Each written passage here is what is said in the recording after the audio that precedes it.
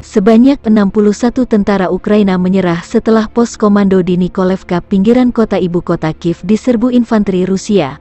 Prajurit Rusia mengambil alih pos komando angkatan bersenjata Ukraina yang dijaga ketat. Sebagian adalah posko bawah tanah. Sebanyak 61 prajurit Ukraina dari pos komando menyerah secara sukarela. Di antara mereka lebih dari setengahnya adalah perwira senior angkatan bersenjata Ukraina, kata juru bicara Kementerian Pertahanan Rusia Mayor Jenderal Igor Konashenkov dikutip Tribun Timur Senin 21 Maret petang.